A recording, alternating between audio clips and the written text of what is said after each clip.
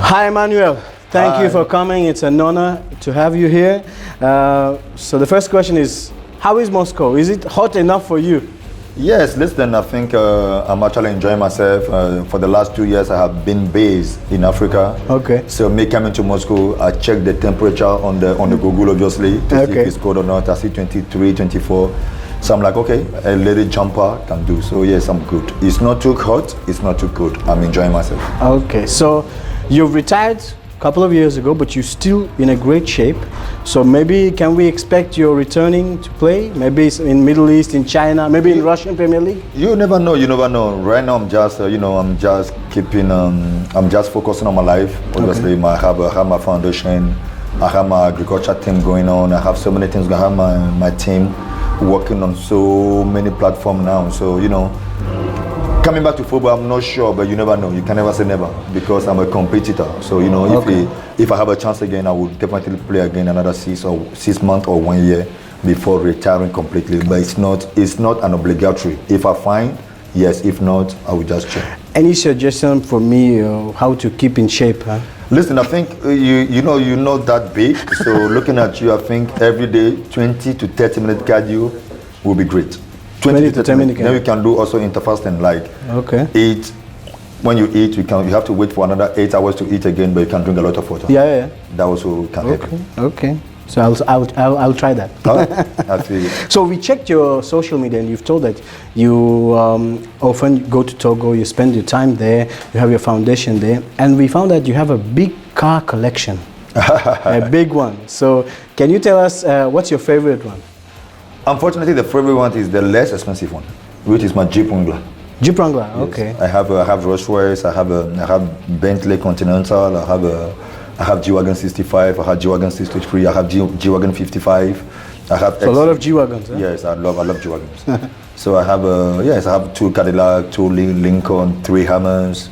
I have Lincoln Navigator. I think if we continue, tax people will come. Yes, so let's just stop there. So I have few collections. Okay. And about football jerseys, you have a lot of them. From jerseys from myself or from other? From other players. Oh, I have a lot. I have so what's your favorite or most precious one? Cristiano Ronaldo. Cristiano Ronaldo. Yes. From which match or? No, I have one already when we play against them in Manchester. When he was in Manchester, I was obviously then playing for Arsenal, and I have one also when you play together in Madrid. So he's a special player.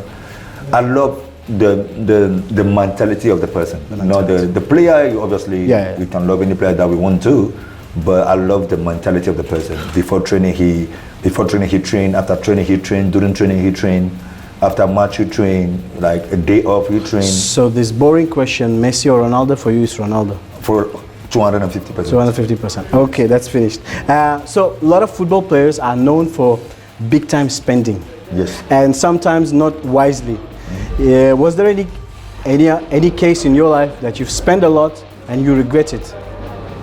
Yes, we all do that mistakes. All those people that have a chance to make a lot of money, at some point you buy something that you really realize that you don't need it, but it's already bought. So yes, I was in not even less than 2 years ago.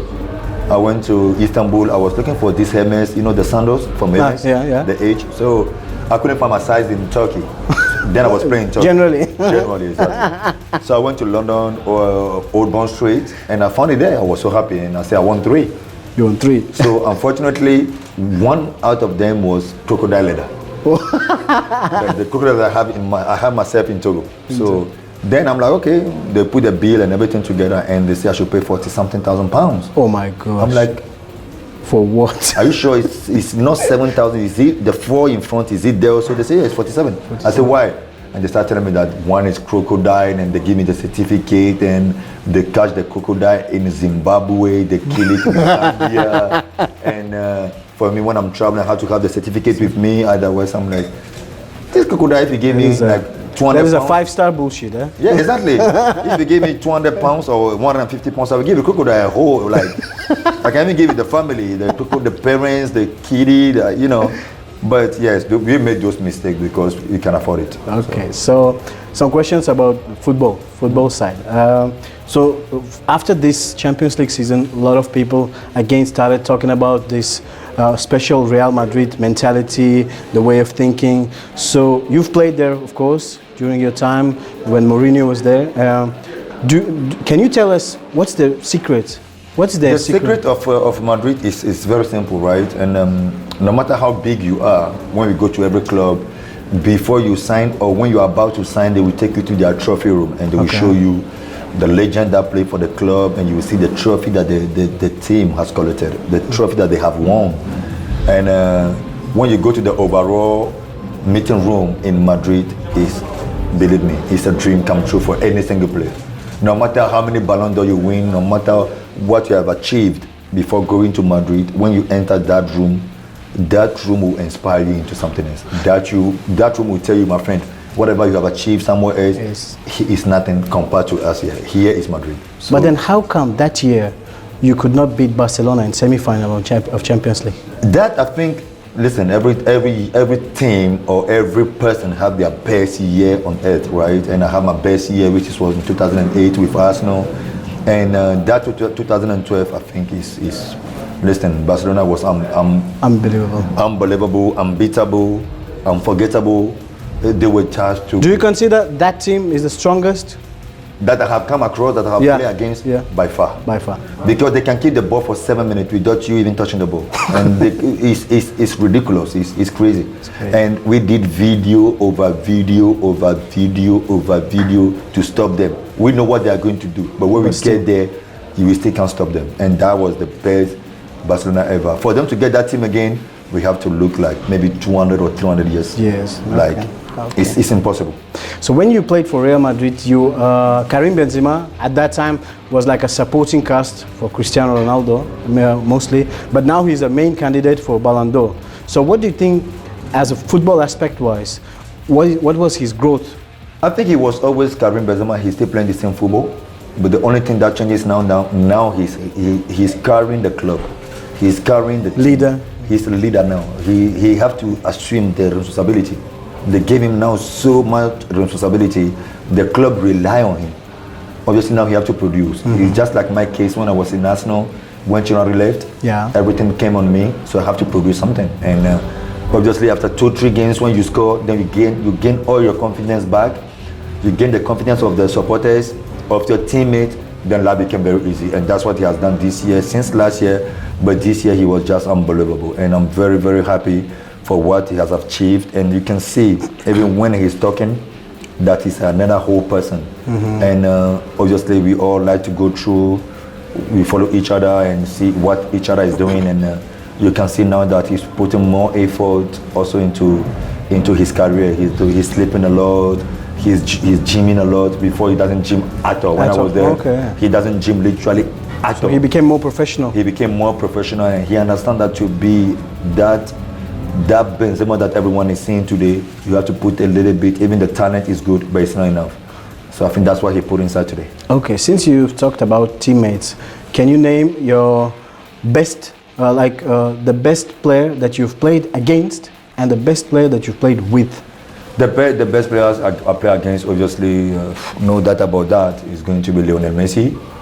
And again, the best player I play with is very simple, CR7 or Cristiano Ronaldo. Cristiano Ronaldo.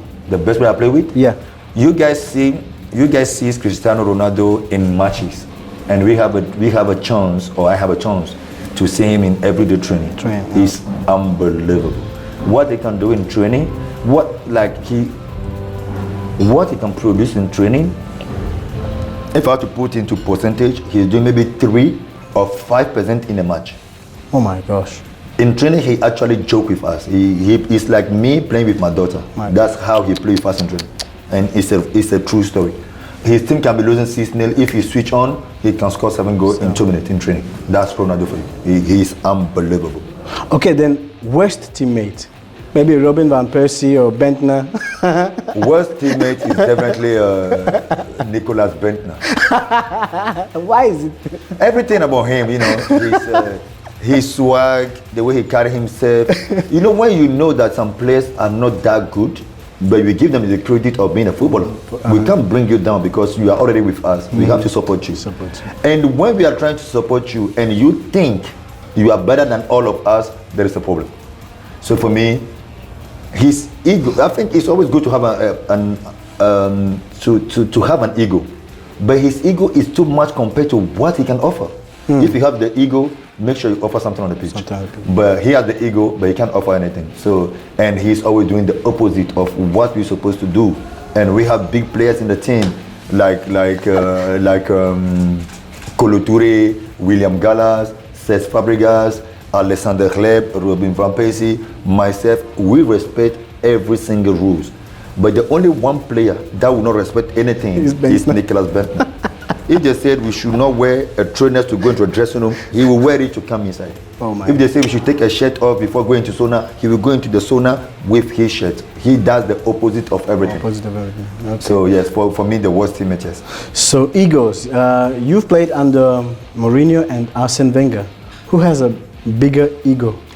Arsene Wenger doesn't have ego. Arsene Wenger is the nicest person, the nicest coach I have played with.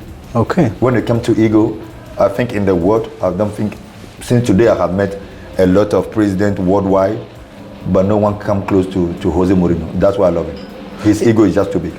And even after Ancelotti winning all the top 5 European championships and Champions League, even no Guardiola club, still the Mourinho is the best ever. No one come close to, like personal ego. No one come close to. For me, no one come close to Mourinho.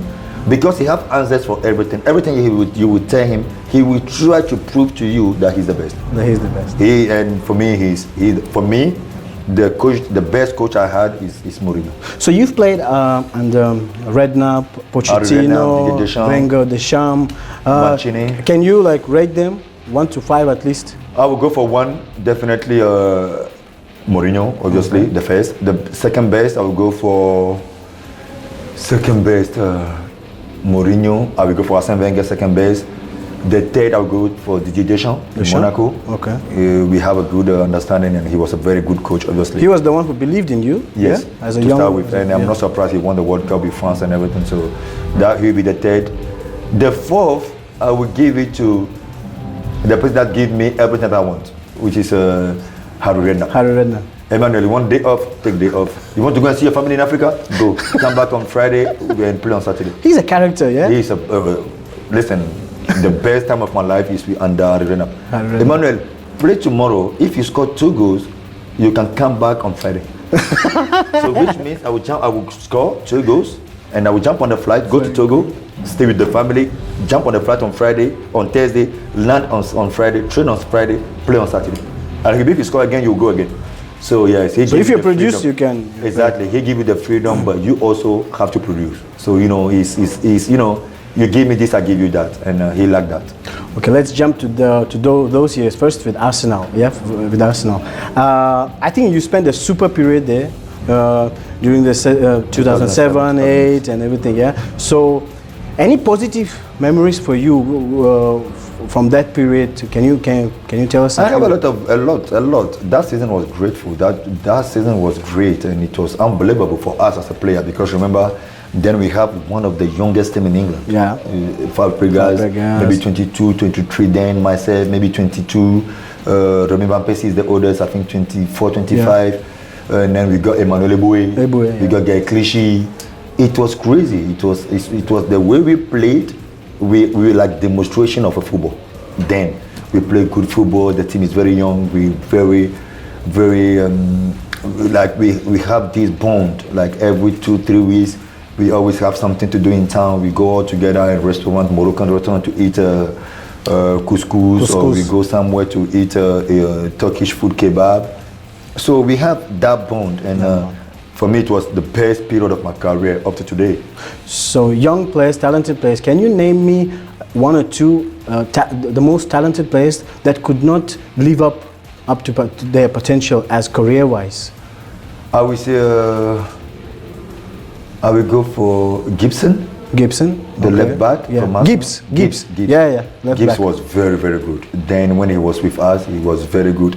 And the one that surprised me, that I was expecting more from him, is Theo Walcott. Theo Walcott. Because we signed the same day, and obviously I was 16 years old. 16 years old. I was coming from France, and he was already big in England. And after a couple of months, he went to the World Cup. But you can still see the talent. He's very fast, but he didn't get it quite right. And I don't know why, but because obviously he was serious. I can't say he was not serious. Coming to training on time. He's always polite. He's always working hard. But there is something that was not clicking for him, and unfortunately, we got few players like that. Okay. Coming to Spurs, to Tottenham. So you shared your time with Roman Pavlyuchenko, Russian football player. Can you give us some stories about him? He's a nice guy, a Russian guy. Every day, you don't know whether he's happy or not. And when he missed one chance, he will insult everyone at the training ground. And most of the time, because he was not playing that much anymore, and most of the time he will come to training a little bit drunk because he's pissed. So. Oh my God. Yeah. Really? We have different. We have to check it with Roman. Roman, надеюсь, это правда. Pablo, I'm setting you up, man, in your own country. Love you, brother. Okay. Then you, of course, you played with Arshavin. So he was big time when he came to Arsenal. Like for first season, he was really big. Played really nice football. And then something happened, and people start calling him talented but very lazy. What's your perspective on Arshavin? I would not call Arshavin lazy. I would call Arshavin I don't care. I don't care. Arshavin is a player that doesn't give a damn about literally anything, right? They say training is at 9, he will come and he will be sitting down and he's tired, he's low key. But when we go to training, he train normally. When they say speed, he speed. When they say jump, he jump. When they say run, he do everything normally. But don't wait for Arshavin to go into the gym. Don't wait for Arshavin to do yoga, because we do all these Pilates, we do yoga, we do stretching, we do bath cold and hot, and we swim. Don't wait for Arshavin is not it's not. Training finished at 11:03 is in his car. We actually ask him, how did you take shower? Because bro, you are too fast. By the time I will finish work, because when we finish training, we have a couple of players like Guy Clichy, Emmanuel Adebayor, they'll be crossing for me. I love working on my finishing. By the time I finish 20-30 minutes, I come in, Arshavin is gone. Nowhere to find him. He's gone. And he will not dress like he's going out like to town. He will just wear a tracksuit and a hoodie. So is that a lack of ambition? Or? I think it's lack of ambition. I think Arshavin, I don't know his whole life story, but I think he's a guy that have everything into his feet. So, and I'm pretty sure he must be very. But was he good in training? Oh, he was. Yeah? He was very good by far. Like, if Arshavin was a little bit serious, you can compare him to Luka Modric. He's that level. When you want to play in training, forget. You can't take the ball from him. He can score from any angle. Left, right is the same. Like, great player. But I think his own is lack of ambition, because he was not playing football to be big. He was just playing football because it's his job. He was just doing the minimum. And I guess you spent some time with Fyodor Kudryshov in Istanbul. Do you remember? A left back. He came quickly in Basashir. Yeah. No hair. Yeah, no hair. Yeah. Do you remember him? Yeah. So because the question is, like, a lot of Russian players went to English clubs, to foreign clubs, and could not produce on a long-time basis. Do you have any idea of why? Why does this happen? Now, me being in the country, they have the same mentality as African. And secondly, I think they knew that everything can be done in their country. So there is a lack of ambition. We Africans, you have always a backup plan. A backup plan. They can come to CSKA Moscow. They can come back to Sparta Moscow. They can go to anywhere. But we Africans, we don't have backpack. Like, when we are there, we are there. Either you die there, or you make it and come back home. But there is no backup plan. Your family, they will kill you themselves. So I think now, me being here, me being the country, I think that's what I can say. Okay. Some of controversy with you and Arsenal. I love it. So in our YouTube channel, we have a top 10 player vengeance stories, and of course your celebration when you scored a goal, it's up there. So I know that you've answered this question a lot of times, but the question is, like, do you regret it more, or maybe you stopped regretting it, or what is your perspective? Actually, I stopped regretting it for a long time, because if I'm talking to you today, it's because of two people. It's my father and my mother, and those people give birth to me. And you can disrespect me, you can insult me, you can slap me, but don't touch them, don't disrespect them. I will never take that from anybody. Whoever you be, I would rather die. So when I moved to Arsenal, when I moved to Man City, they didn't get it quite well because they love me so much. It's like your girlfriend that you are deeply in love with leaving you, which I do understand. And that day, when they come, they start insulting me. I don't mind, you know. I'm doing my job. Obviously, we came across this thing all the time.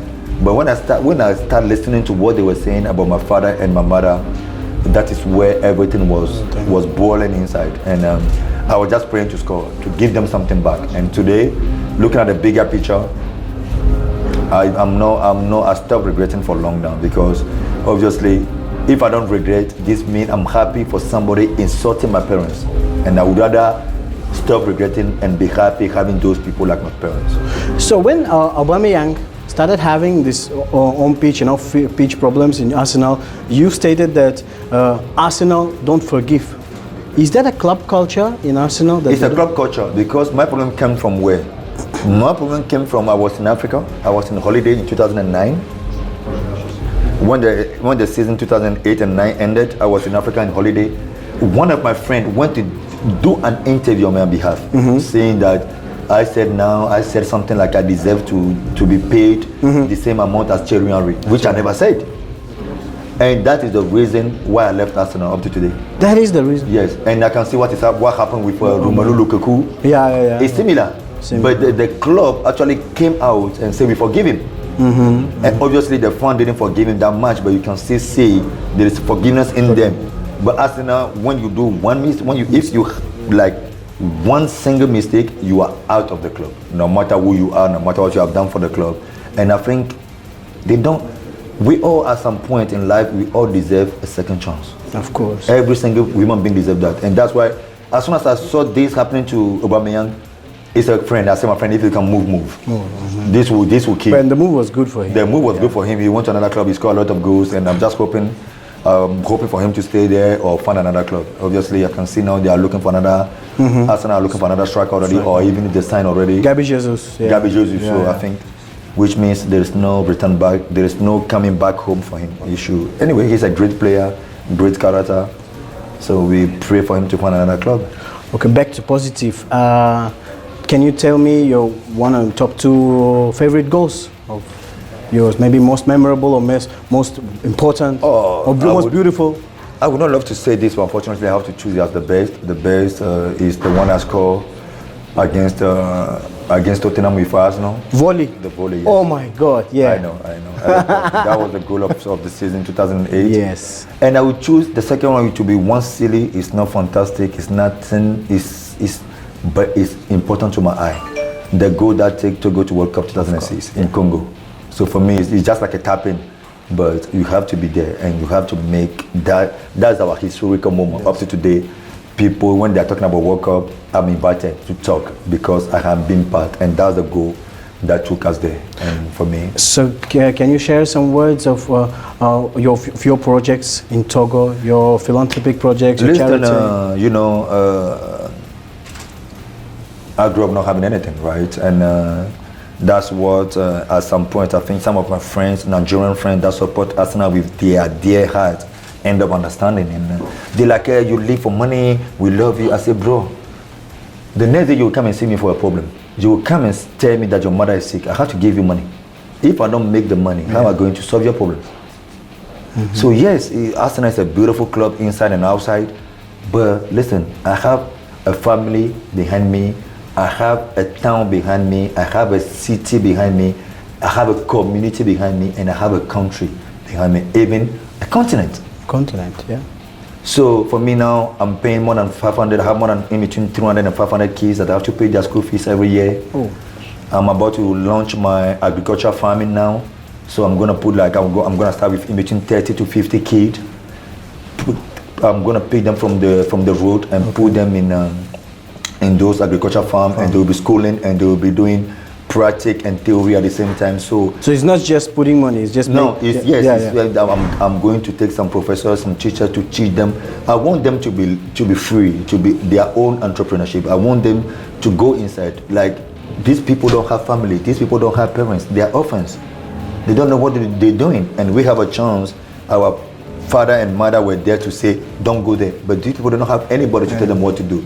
So for me, those are the projects that I'm looking forward to do now, and I'm about to build one of the orphans closed next door to me myself, so I can be living with them, and I'll open a gate through my house into their house. Oh, so which means I will be spending every single day at least an hour with them, just to be talking to them, laughing with them. Then I'll bring them to my house. They will swim together.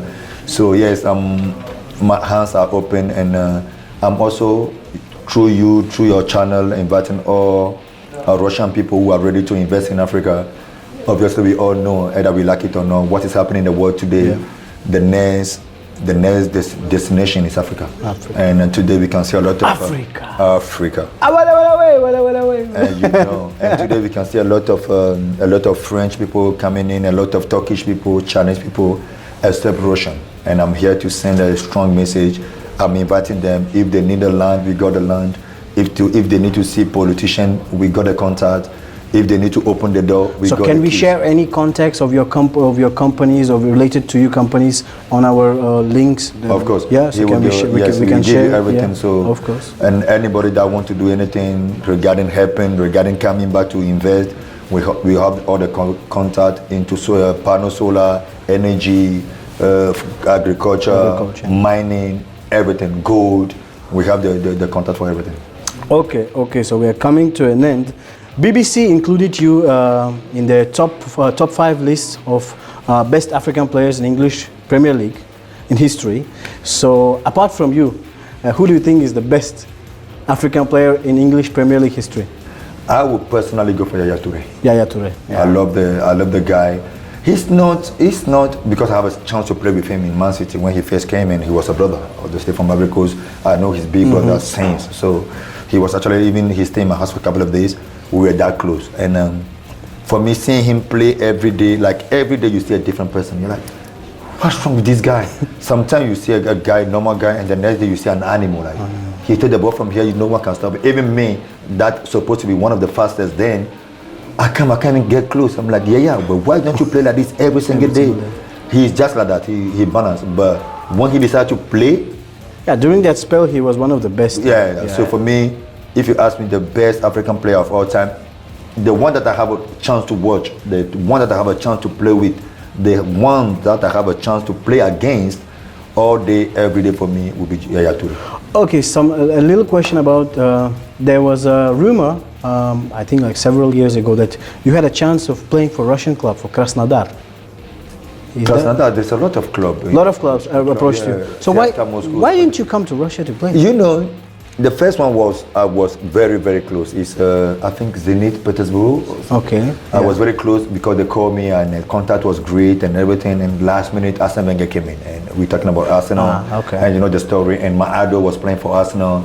I wanted the shirt. I wanted to follow his footsteps. And from that moment, I have Lokomotiv Moscow, Zenit. And the thing is, they call a manager. They will say, we will call you tomorrow at 5 p.m. Then they will call 1 week later. Then this doesn't show professionalism. This doesn't show. This means they want me, but I'm not their priority. Like not so serious. They are not really serious. If you want Beyonce, you will be calling Beyonce every 5 minutes. Hey, are you okay? Have you eaten? So you are at that time you were Beyonce of football. At that time, if they want me, I'm supposed to be, or I have to be their Beyonce. If not, I'm not coming. Okay, Emmanuel. At the end of the interview, I have a small request. So there are some foreign players in Russia who play for clubs, and I know that you are very good in dancing. So can we do Emmanuel Adebayor signature move? So we can show it so that players in Russia can celebrate like you when they score a goal. Oh, okay. So which one? Anyone, any move, any move. And I'll try to repeat it after you. Okay, so you want me to do it first, then you repeat. Okay, yeah. Let's do a. Okay, let's go for Maptano then. Okay, let's go. So it's the new trend now in Africa. It's coming from South Africa, Amapiano dance. Okay. So you just move your hand like this, then you just go like. So after, normally you do 4 steps, after 4 steps, so 1, 2, 3, 4. Then when you come back, then you move forward. Then you stop, then you continue again. Yes. So, Okay. So 1, 2, 3, 4. No. Yes. Then you do 4 steps forward, then you stop, then you continue. Так что, ребята, в РПЛ вот празднуйте вот так голы, как от Эммануэля Адебайора. Thank you Pleasure for having your you, brother. time. All in love, man. All in love. It's an honor having you. It's all mine. Thank you so much.